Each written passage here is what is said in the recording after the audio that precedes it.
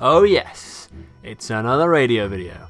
Been a while since I've done one of these. A video, not a radio interview. I've actually done probably 4 or 5 since the last video. I just, didn't want to inundate you with radio content. BBC Radio Derby have asked me to come on yet again to be a guest for their segment YouTube Review, where I talk about 3 videos that I've watched recently and what I thought about them. This time, actually, I've become such a frequenter of BBC Radio Derby that they are setting up like a direct line with my computer so I can use this mic rather than my phone to be the audio input for me.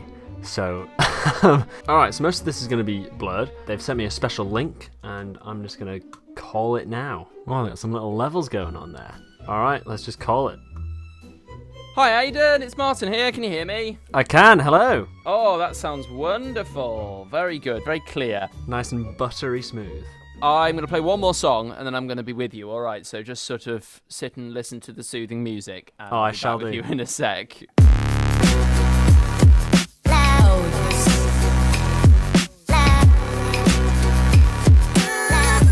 Talking YouTube next, finding out what's trending with YouTuber Aidan after this.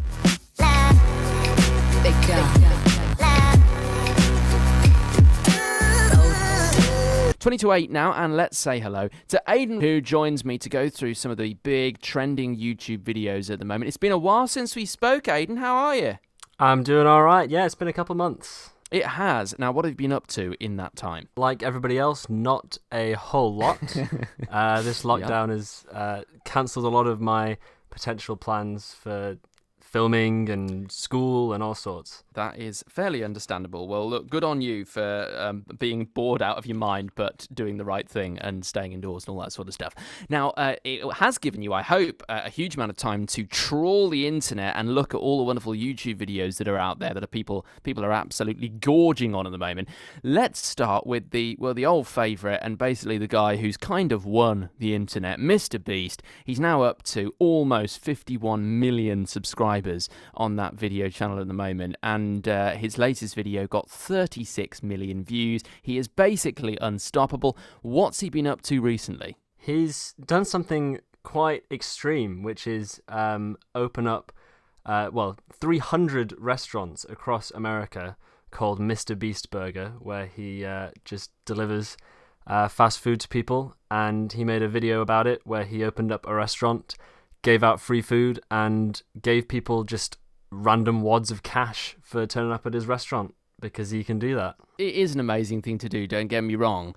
My complaint with Mr. Beast, and I've said this before on the show, is that once you've seen him do that stunt once where he gives away a load of money like it's just sort of sweets, he kind of does it feels like every single video, and it sort of loses the wow factor, because I'm like, oh yeah, well, he's just going to give out more money again, isn't he? And it's almost like, okay, I'm not really into this as much anymore. I don't know. I don't know whether that effect has happened to you. Yeah, I agree. I mean, everyone's reaction's always the same, so it's not exactly a surprise every time. And I mean, I know he's trying to constantly, rejuvenate his content, but it does seem to be the same format over and over again. I know, what's his name? Nico Omilana. Have I done anything wrong to you? No. So why do you call me Nico?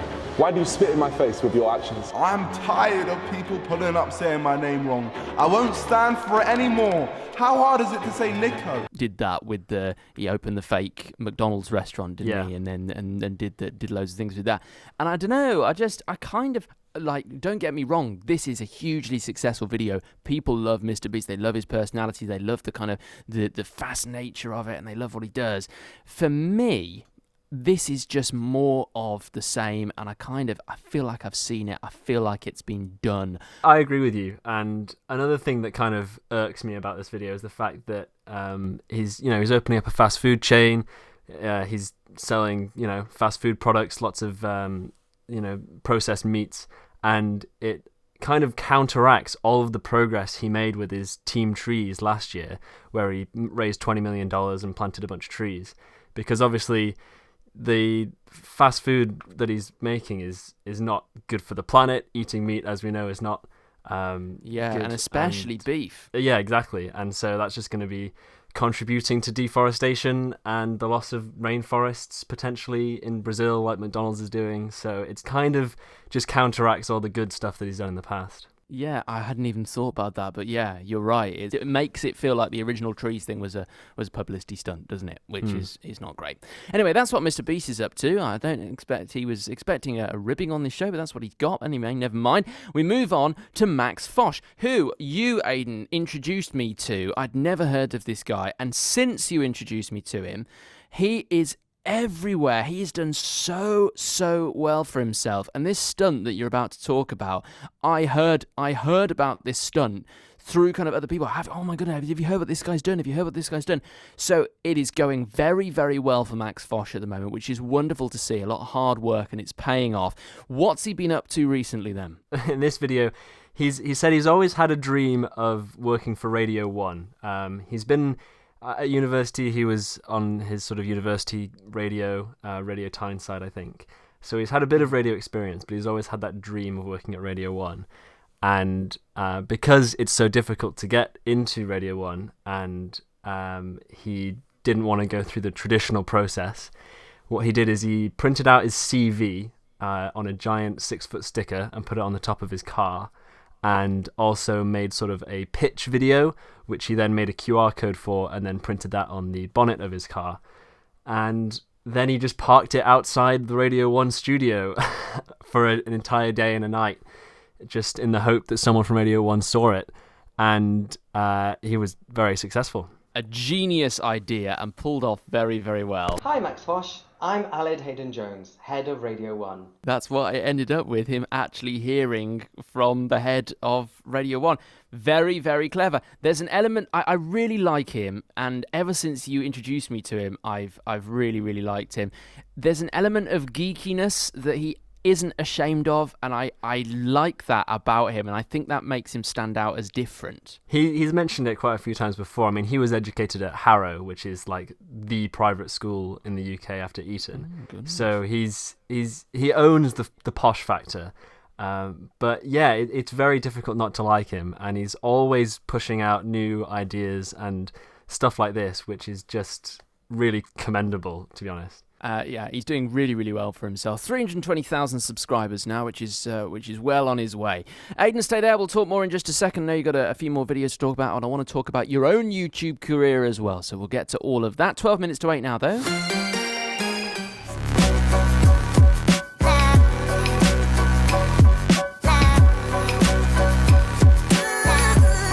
Right now I'm in the middle of talking all about YouTube and the trending videos with Aidan, who is a YouTuber himself. How's your own channel going at the moment? It's all right. As I said earlier, I've had to put a lot of potential projects on hold. I've got a series called 10-Minute Trips where I sort of travel around the UK for a very brief period of time and try and see as much as I can in that visit, which obviously is not happening at the moment. Last episode of that went up many months ago. So that's a bit of a shame, and other sketches and projects are not happening at the moment. But I'm still uploading weekly and doing the best I can in lockdown. Good. Well, I'm glad to hear it, and yeah, keep up the good work, and I'm sure you'll be back to doing exactly what you want to be doing very, very soon. Fingers crossed. Now, the final video that we should talk about is something from a channel, the Zach and Jay Show. Ellie Wilmot, who often comes in and does this, is a big fan of the Zach and Jay Show, and they are finally starting to get the recognition that they deserve in terms of the number of subscribers. They started off with, they've been really kind of low numbers of subscribers for ages, but it is finally starting to grow. The video is called "We Fooled the World's Press with a Fake Banksy Monolith." Now, I remember that monolith thing. So what were Zach and Jay trying to do? How are they trying to muscle in on it? Well, in true Zach and Jay style, they tried to, ride the wave of the global media attention, because there were just random 10-foot monoliths popping up around the world. And they had one made, and they rode the trend of people saying it was Banksy and wrote on it, "Not Banksy," to make everybody think it was Banksy. And then they placed it on the top of Glastonbury Hill, whatever it's called, Glastonbury Tor. Yeah, Glastonbury Tor, yeah. And left it up for, a day or so. It was knocked over by a bunch of runners, but they came back, they put it back up, took some photos, sent it off to the press, and the press lapped it up. It's very clever, isn't it? And it's a very good idea, kind of jumping on a bit of a bandwagon there. And what I really like is they're great in it, but you get to follow the whole process. You kind of feel like you're in on the joke with them, and you're kind of part of the team doing this and going around the country and sort of setting it up, which is really nice. It's kind of, in a weird way, it's almost quite homely. Does that make sense? Yeah, you feel like you're part of the group who's doing it. You're really immersed in the experience. Do you think it got the reaction that they were hoping it was going to get, by the way? Well, I think it quite literally flopped, like it fell over in the wind, and then people knocked it over. So I think it wasn't quite what they were hoping for. But, I mean, it was on worldwide news. It was in the Daily Mail, if that's an accomplishment, and all sorts of other things. So I think for what they managed to do, it was a success. Good, and I really like the Zach and Jay show as well. And I think, as I mentioned earlier, it's taken them so long to build their subscriber base up, and I don't know why, because they do produce some really well thought through stuff and do some really kind of fun stunts that you think would do really well. But finally, they are starting to really kind of get the numbers up. 758,000 subscribers now, which is not to be sniffed at. Aidan, that is it. We're out of time. Thank you so much for coming on. Lovely to catch up with you again, and we'll speak again before too long, I imagine. All right, thanks for having me. That's a pleasure. News at 8 on the way after Easy Live. This is Daydreams on BBC Radio Derby. Good evening. Great stuff, Aidan. Really, really good. And the line is very clear. So that fancy microphone is paying off, I think. Good. Look, thank you very much for that, as always. And you're next on in March with Jen. And so that'll be fine. And then I'll speak to you after that, I think. All right. See you after that. Cheers, Aidan. Cheers. Bye. Drop. Thank you for watching. If you've got any discussion-worthy videos that I should potentially talk about in March when I next go on, let me know in the comments. Thank you for watching, and I'll see you in the next one.